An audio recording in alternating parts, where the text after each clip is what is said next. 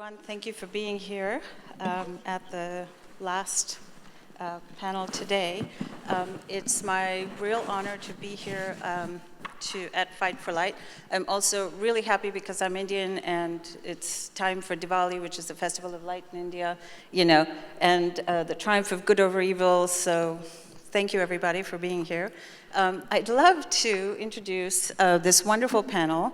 I'll start with James Carpenter, who is on my far left.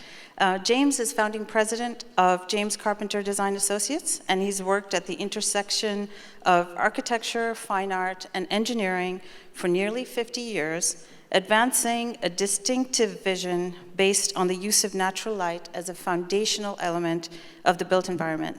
James is a master in exploiting the performative nature of light. And he's had some incredible buildings, most recently, I think, the museum at the Gateway Arch in St. Louis, that I'm hoping he will be able to show you. So you'll get to see some of his amazing work. Next to him, we have Claudia Herasme. She's the chief urban designer and director of the Urban Design Division at New York City's Department of City Planning. One of the core values of the mission of the Department of City Planning is a concern for the livability of New York City's neighborhoods and the quality of the urban design that shapes them. Subject that we're all interested in here. The Urban Design Office aims to provide clear, consistent perspective and advocacy in all matters that affect the public realm, light being one of the most basic and most important. Next to Claudia, we have Neil Hrushowy. He's the Director of Community Planning in the City of Vancouver's Department of Planning, Design, and Sustainability. His team focuses on the planning and implementation of community plans and major projects. That sounds very important, right? He previously worked in San Francisco as the principal urban designer in the planning department. We're very happy to have his expertise here in really looking at how perhaps some of the ideas we talk about here today could translate to New York City. And to my left is Hana Kassem. She's a principal at KPF Associates, working on human-centric design. Some of her most notable projects include the Red Hook Houses Resiliency and Recovery Project for NYCHA and the CUNY Advanced Science Research Center. Currently, she's working on projects in Brazil, France, the Philippines, and China. And my knowledge and experience of Hana and her interest in really how architecture and design act on the human has been one of the most inspiring conversations I've had in these kinds of contexts. So I'm very happy to have her on this panel. And now I'll make my way over to where I was supposed to be. One sec.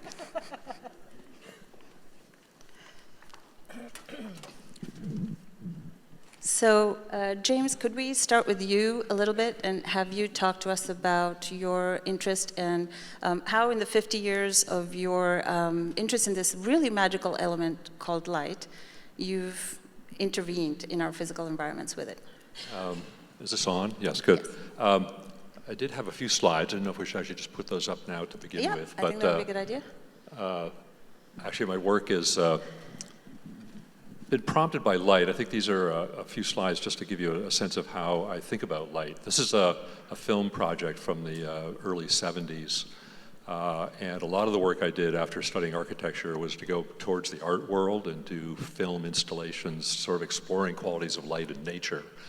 And the relevance of this, I think, to the work we do today or how we think about light is we often think of light in a much too simplistic way relative to you have access to sunlight or you don't have access to sunlight. Whereas if you think about how we see light in nature, it's light striking thousands, if not millions, if not billions of surfaces simultaneously, and your eye sees that complex field of objects through depth of field and then compresses that in terms of the way you interpret or perceive the surroundings. So light is something which is much richer than we tend to think of, and also there's the opposite perspective, which light can be too strong. And this particular film sequence was really about how, when you're looking at the movement of the salmon migration, a series of films that recreate the river flowing across the floor, you actually realize you're seeing the fish below the surface of the water, but the longer you look at the image, you realize there's a perfect reflected image of the sky overhead. So the way your eye responds to light, I think, is the grounding of how we practice or what we practice. And as an example of that, when we get this next slide, some projects, I just put 2 projects here in New York City. One is the Fulton Transit Center, which is this project. And it's a fairly simple optical device. It's a material, it switched a little bit too quickly there. It switched a little bit too quickly to describe this process, where it's a public building downtown. The form of the structure and the materiality of the structure allows for imaging of light to reside on the surface. So what you have happening here is you have the image of the sky outside the building being folded into the building. So in that particular image that you look at, you actually are looking at clouds in the blue of the sky in the space with you. So it's how you actually manage light. I mean, it's certainly about availability of light, but management of light is ultimately the goal. And in this building, which I just used as an example, it's the World Trade Center Tower 7, which is the first building built downtown. The previous image actually shows you the base of the building, which uses a screen system that essentially just bounces back to your eye the available light that exists within the streetscape around it. So this project, I think, is unique, certainly in New York City, if not elsewhere in the world. It actually has daylighting reflectors built into every single floor of the building. So, and starting this project, obviously there's the whole notion of buildings occupying a public resource. And in this instance, that privatization of light is then correspondingly and reciprocally dealt with in terms of the public realm by introducing daylighting reflectors, which give you a much richer and more composite understanding of layered light in their surroundings to you. And I think what's particularly interesting about this, and I'll just leave it at this, this particular building on the north, which would otherwise be considered the face of the building that's always in shadow, is in fact the most interesting surface of the building. It works with just sky brightness. It does not operate with direct sun. And it's a much, much richer and wealth to the public realm. So the work is all about how to make people realize the qualities of light that exist around us are much richer and more present in our habitable spaces than we often give it account for. So, thank you. So if we could talk about light, certainly in the aspects of form, design, and materiality, and really then maybe talk a little bit about how we could implement these in our cities. How are we looking at the use of these elements, and how are they relating to us? For instance, shaping towers, we have some really great examples of buildings that have looked very carefully at how they throw light and shadow, how they restrict shadow. And Hana, I'll turn it over to you, because I think you certainly have a lot of experience in this realm, and you guys worked on One Vanderbilt in this way? So with One Vanderbilt, One Vanderbilt was kind of a catalyst in terms of the rezoning of East Midtown. And the work that we did relative to access to light at the street level was interesting, because we used parametric modeling and did this study that showed that the existing building actually cut off more light to the street, though it was much shorter, not even a fifth the height of One Vanderbilt, but because it was a straight extrusion as opposed to the tapered shape of One Vanderbilt, One Vanderbilt actually achieved more light down at the street level. Despite of the increase in density and the height of the building. So that was kind of I think an interesting way of looking at the tools that we have and how we shape and how form can impact the experience at the street level as well. But also the gesture of the lobby as it opens up in that diagonal slice and puts in value Grand Central, at the same time brings light down into the underground and the connection to the subway.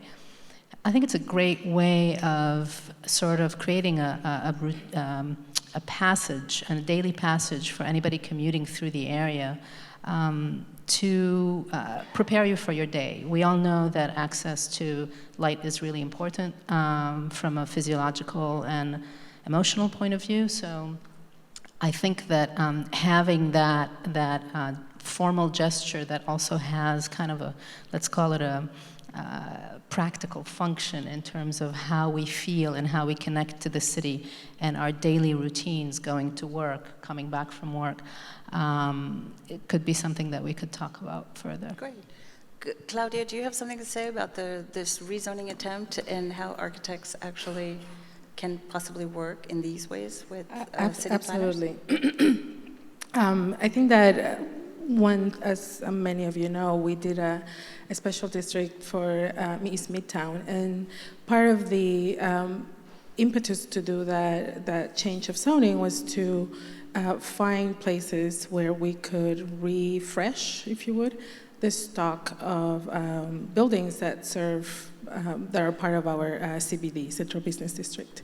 And, being East Midtown, which has a lot of really remarkable old buildings, it was really almost like surgery to find which were the sites that were eligible to be redeveloped, but also really thinking about how any new construction could revitalize and re-energize the public realm, the connectivity to the main transit, which is Grand Central, obviously, and then really kind of bring new possibilities for what is happening on the ground floor. Vanderbilt, there's not just a building, there's a whole plaza connecting that building with Grand Central.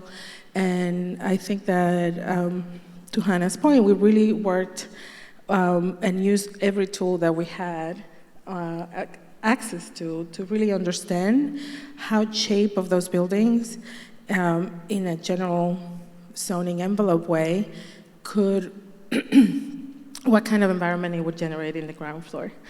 I do want to add something here in the sense that when we do a lot of these analysis and studies, we obviously have a mix. We're really considering a mix of things. We're really thinking about the well-being of our city, the economic vitality, where businesses are going to go, how do we retain those jobs in the city. But then how does that manifest in what kind of buildings? And do try to write rules that then, in a way, really put a lot of pressure on the design teams and the developer teams, because I think that there's an intentionality that is in the rules that then get to have wonderful, sometimes, design responses. Yes. And that comes, that is really more about the materials, the actual architectural features that are trying to respond to some of these initial goals. Right. Well, as architects, we all love a good challenge, and we certainly get that with looking at zoning and urban planning laws. But Neil, I know you've had a lot of experience both in San Francisco and in Vancouver looking at the effects of light on public space. What are you guys working with in terms of business districts and things like that could be affected by access to light? So I'd like to build off Claudia's comments, and I completely agree with you that wear my community planner hat right now, and the intentional types of conversations you can have through a community plan process allows you to balance all the various needs you have as a city, whether that's for more housing, for more open spaces, for more job space, but you do it in the context where you can balance and do some trade-offs. When you get into the situation where you're trying to pit one building against one open space, and that is sort of your system for addressing high quality, vibrant, sunlit open spaces, it's just a losing strategy. And so as an example, in Vancouver, in our downtown, we are facing tremendous pressures for growth. And luckily, about 5 years ago, we adopted a community plan that prioritized sunlight, access to our parks, and to 3 really, really key high streets that play a strong community role. And we wanted to make sure that was preserved. but then provided space for over 10,000 new units of housing. And so we now have a situation where 4 buildings are coming in and they're going to cast shadows. They want to go higher.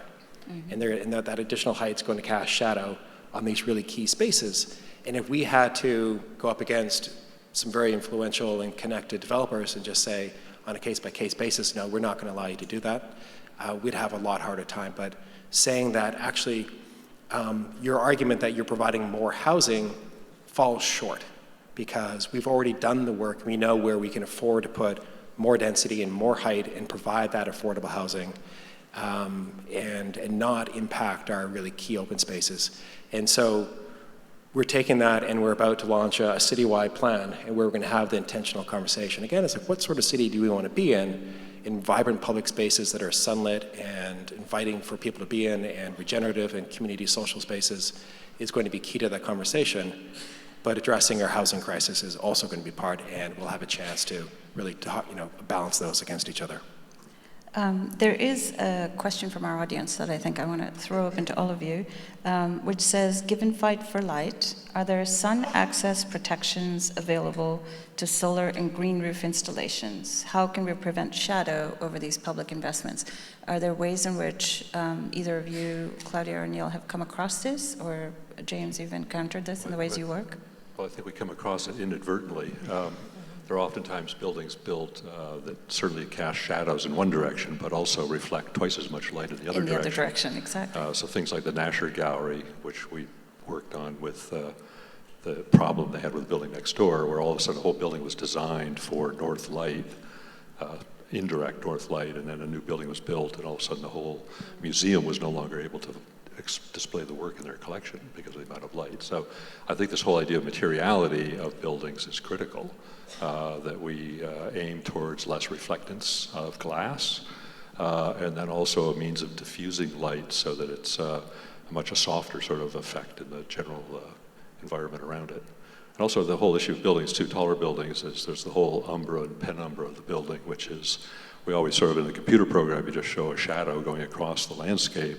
In reality, that's not what's happening. There is a distinct shadow, yes, but it's much smaller than the footprint of the building. And you have a penumbra effect that goes around it. Right, so that we look at this lots of things that are much subtler. Gradation that is going through all of our spaces, right? Right. Claudia, there's a question that goes directly to you. How important is interagency coordination when designing the city? What can advocates do to encourage this? It's critical, really. And I think that that's something that, New York, we continue to improve upon and really re-examine, because also we have a lot, we're also being asked to respond even quicker. There's a sense of, the velocity that we can address an issue that becomes really important. And I think that we have been in the tapping into technology to do that. We have been sharing platforms of understanding city facilities, where the city is making investments, so that if we're having an engagement with a community and DOT is doing a Vision Zero work or just adding a plaza, we can then also, but we're looking at increasing density, we can also see like what other kinds of public works or investments can be done in the same sort of lifespan of construction, or so that's on one side. On the other side, I think that there's definitely, we have under this administration been doing what we call neighborhood studies, and so we do the engagement with communities, with our sister agencies. So we go with housing development, with HPD, Housing Preservation and Development, with parks, with health department, us, so that we're really talking about even small business services. Like, we're really talking about the sort of like the universe, what makes a neighborhood, and there's different strands and different agencies that deal with that, and so that everyone is hearing the same thing. So I would say definitely attend community meetings. Right. It actually makes our work so much easier, because if we can have good conversations with the community, and we have the multiple voices of the community represented in one place, that does allow for much more productive conversations. Great. Thank you. Hana, there's a question here about reconciling in tall buildings the desire for maximum exposure to light and also the ecological effects of all glass facades. Would you have any thoughts on that you would like to throw out? I mean, I think this is always a tricky balance to achieve. And it has to do with many factors. But nowadays we work with quite high performance envelopes so that you can achieve a lot of daylighting into the building with the performance required. I think the question of glare from the exterior, at the street level or towards the surrounding buildings is another slightly different question. Right. And so, for example, in China, where we do a lot of work, there are measures put in place not only for the performance of the building in terms of vision glass versus opaque portions of the building, but also in terms of glare from the exterior and its impact on the urban scape. So I think that's something to also think about as we develop the next generation of buildings across the world.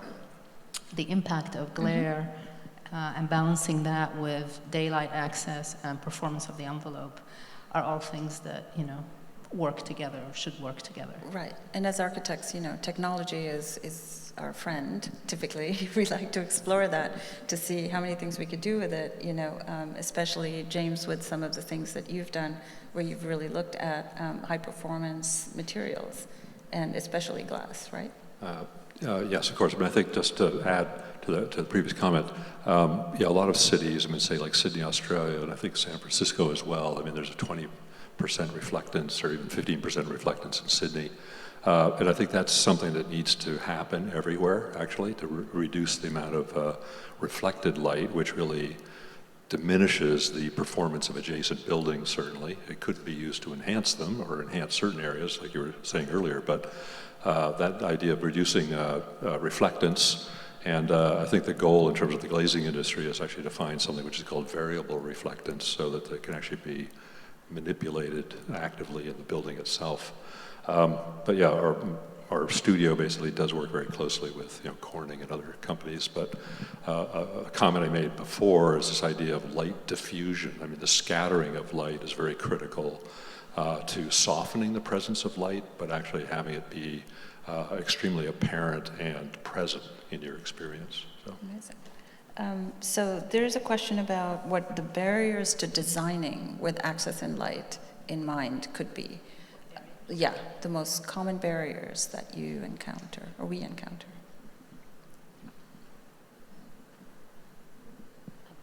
Heat gain, right? Heat gain. The neighboring building, That's always an issue in terms of access to light versus heat gain. But again, there's ways of modulating the facade or working with articulations of the facade that mitigate that.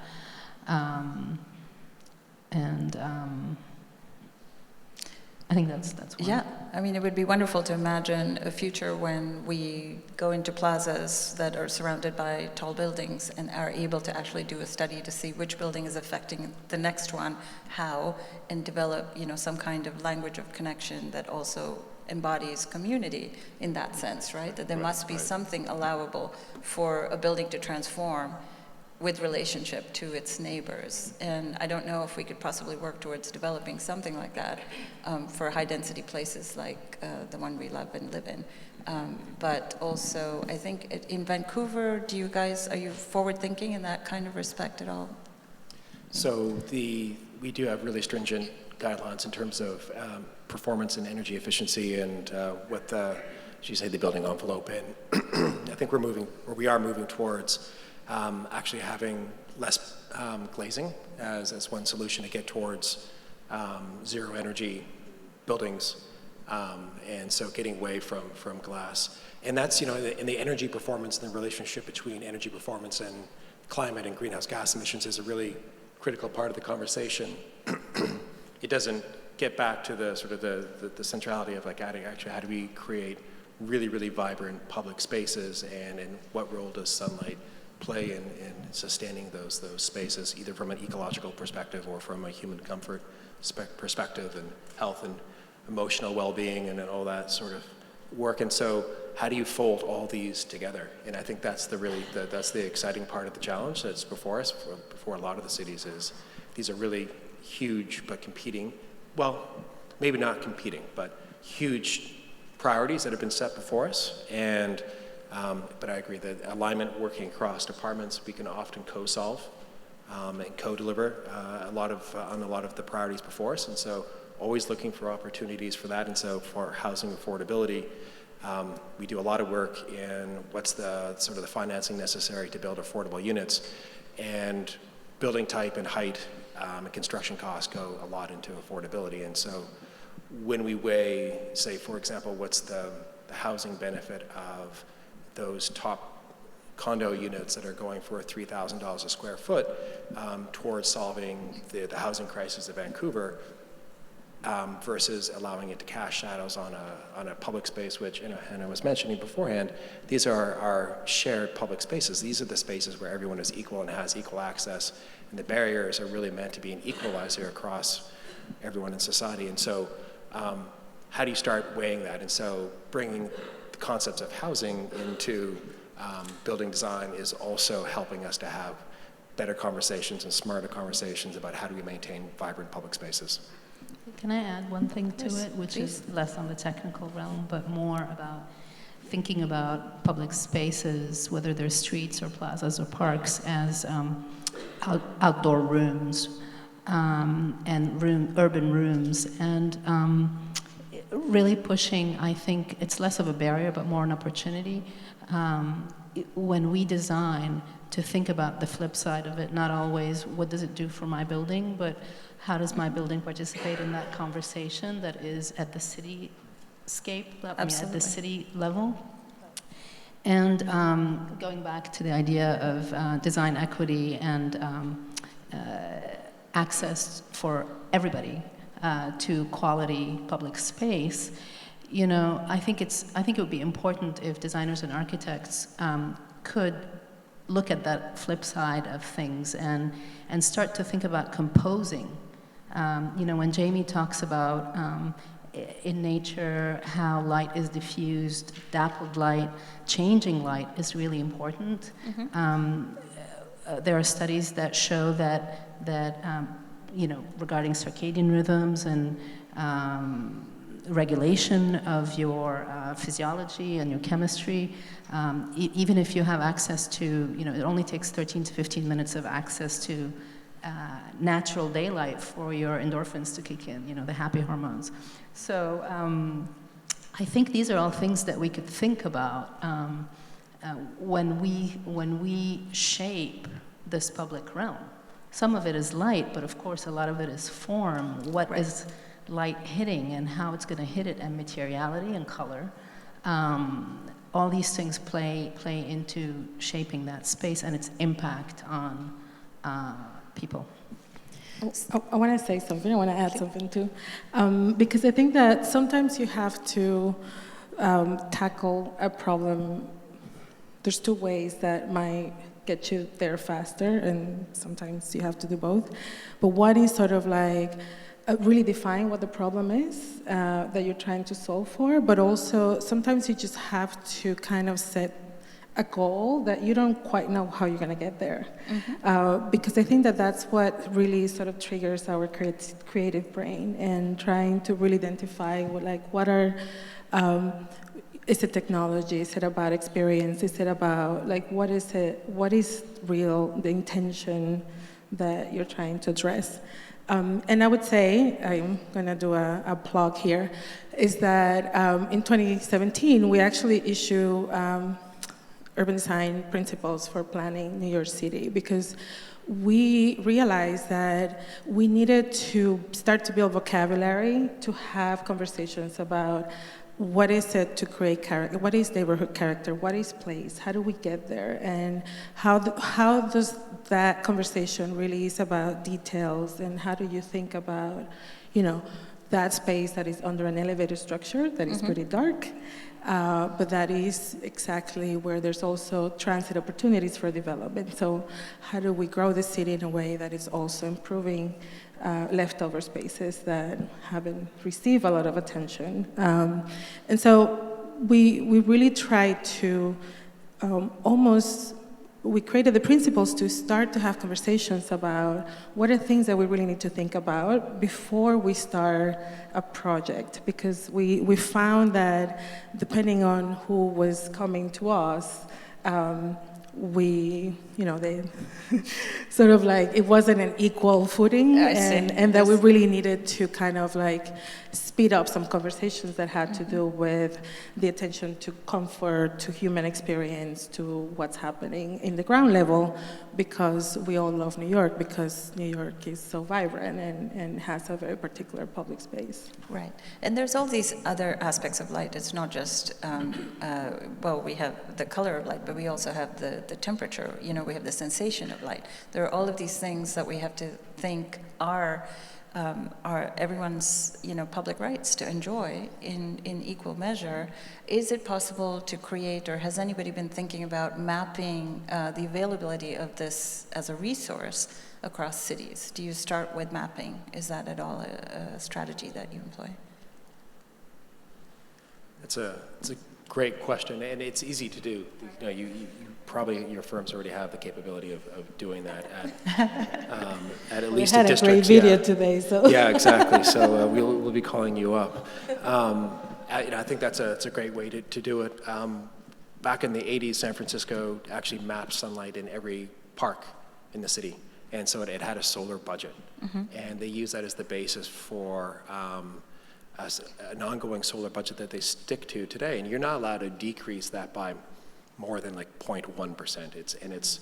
It's down to that level of there's a 92.1% amount of sunlight on this park, and that's a hard and fast rule, and that's one way to go. And they've determined, because of their context and climate and all that they need the strength of those rules that you cannot violate that shadow budget. That's pretty strong and pretty extreme. And in Vancouver, we use discretionary planning, but having a common understanding of where your assets are, where the valuable places are that are those critical third spaces in people's lives and that provide meaning to their everyday life. And I love the thinking that maybe we can create public spaces that are routinely beautiful, and that just like it's pedestrian or like utilitarian to have an amazingly designed public space as a ground rule. But beginning with that conversation, and I think through that, education and growing this conversation beyond this room is really important. So what are the tools that allow you to do that? And so posting out to people, what are the sunlit spaces that bring you the most meaning to your life? What do you do in those spaces? Who do you meet with? Do you bring your children there? Do you bring your grandchildren there? What times of the year do you go there? What cultural practices do you engage in while you're there? And all of a sudden, it gets it from a very academic conversation, which is really hard, and grounds it in things that people actually relate to and are meaningful to them. I think also related to that, and related to the idea of design equity and sharing and educating the public about the impact of architecture design on people. I think raising that awareness empowers people to demand a higher quality of design in the public spaces. So it does become a matter of equity, and it's not just a nice thing to have. Right. And it's also a question of public advocacy for people demanding, we do have a question here that says, what is the designer's responsibility to help contribute to beauty in the city? It's a loaded question, but, there is also the public's responsibility in that regard to really want that and to be able to stand behind what designers need in order to be able to contribute to that, right? Yeah. So I want to quote Le Corbusier, who said something to the effect of the fact that the role of architecture is to create emotional response using raw materials. And this idea of emotional response and beauty, it's a very connected thing. Yep.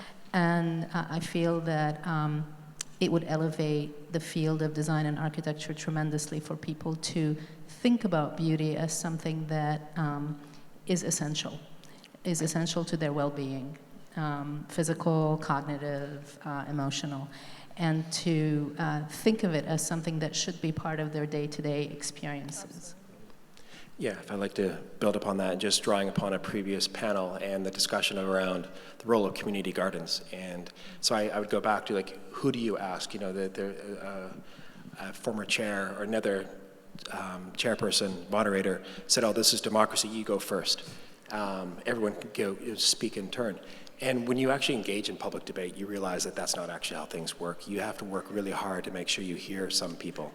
And when you do that, you hear very different stories than what probably those of us in this room, myself included, would say about the role of beauty in their life and what they consider beautiful. I would posit that those community gardens that probably look pretty simple from a beauty point of view are extremely meaningful and foundational to the sense of community in these neighborhoods.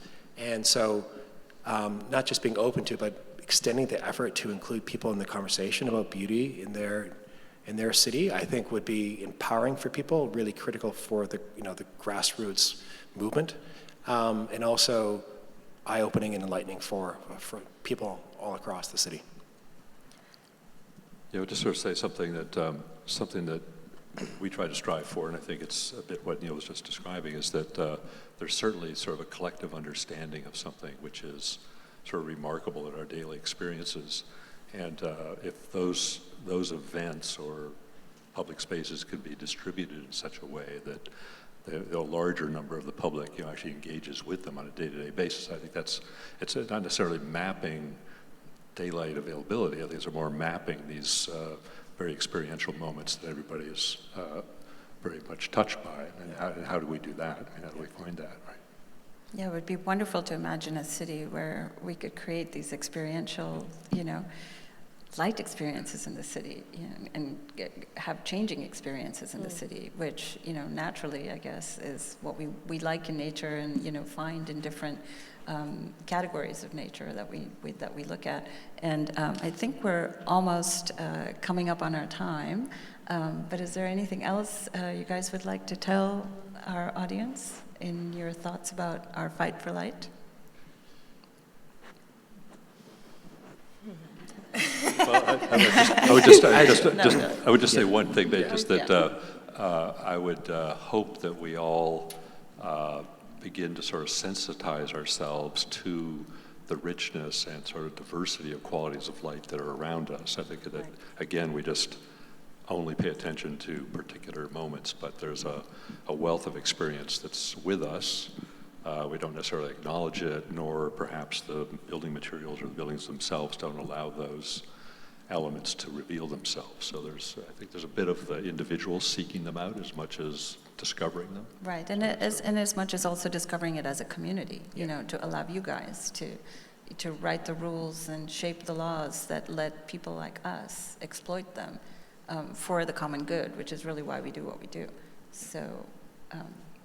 I mean, I think one thing maybe is it's obvious, but there's no architecture without light, right? Light hits an object or a material and it transforms it, and light is constantly changing. And the loop is that material also changes the way that we perceive light, what's reflected back out. So I think just being aware of that loop, that back and forth, and maybe a little bit back to what Jamie was talking about, the experiential qualities, that it's not only a visual thing, it's a multisensorial thing. Perceived light maybe doesn't correlate exactly with measured lux levels. And so just keeping that in mind for designers and architects and planners, and that there are a lot of subtleties to looking at light and understanding light, and making design decisions and shaping our environment with that in mind is something that could be enriching. Well, I think we're out of time. Thank you all for being here. Thank you very much. Thank you all. Thank you.